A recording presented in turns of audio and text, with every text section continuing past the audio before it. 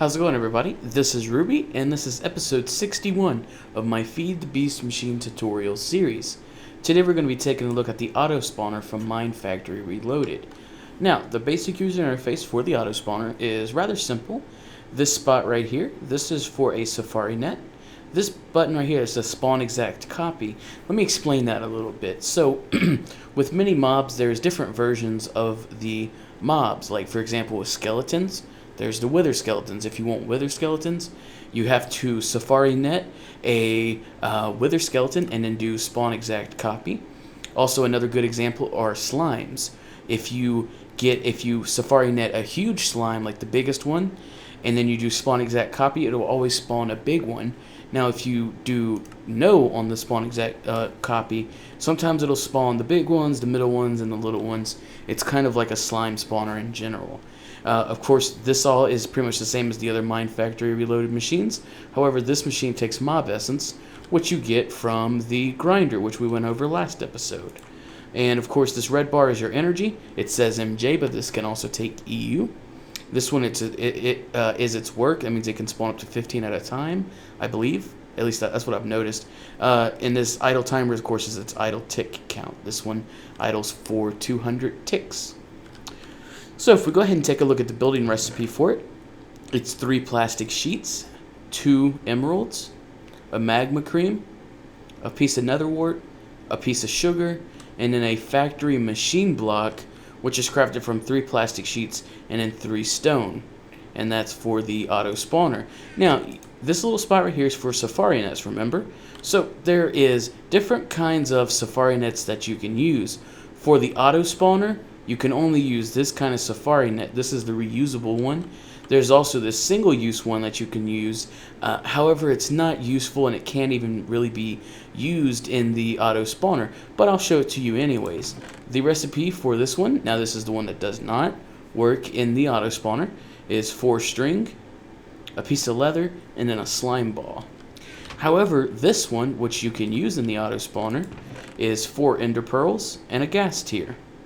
And this one, you grab it and you go grab a mob. Like, let's go grab the slime. So let's come on back over here. So now you can see that the Safari net's turned green. All of the different mobs will make the Safari net turn into a different color. For example, slimes will turn it green, of course. And you can see the kind of slime, and then you can also see its health. So you can also get an exact copy of a mob with 1 heart or half a heart left if you even wanted. So the thing that kind of goes along with the Safari net is the Safari net launcher. The Safari net launcher, you can take this, and then if you get you some Safari nets, like so, you can then find a mob and then shoot a Safari net at it. Except it's got a little bit of drop. Oh, no fail, huh? Oh, see, and then right there, you can see that this one turned into a pig. And then there we go. So this is easy if you, say, don't want to get near the mob, like for wither skeletons. You know, you're kind of taking a chance. So the recipe for the Safari net launcher is 2 iron, a piece of redstone, 2 glowstone dust, 2 gunpowder, and then 2 plastic sheets. So yeah, you have to do a little extra stuff for it, but it's really worth it in the end. So, like I was talking about how it can take the 2 different types of energy, it can also take the universal electricity power. However, I don't ever really see anybody using it, and that's also why we haven't mentioned it in any of these tutorials. So, for example, here we have it. You can see it's got no energy built up. If we connect this MFSU and we throw a lat pack in here, let's just grab one real fast and go ahead and throw it in there. You can see that it's going to get charged up. So now if we break this and then we connect this energy conduit, you can see it's going to get charged up as well. So it can take any 3 of those power sources, and they both work pretty well. So to kind of automate this system, for example, here I just have some mob essence and some tanks. However, if you were going to use this in conjunction with the grinder, you'd want to set up like a tesseract or an ender tank or something like that to get the liquid over here to the auto spawner. So here I have a couple things prepared for me. If I go ahead and give this thing some power, And let's go ahead and throw the slime safari net in there. Now you can see it wasn't on spawn exact copy, so we're kind of getting some small ones.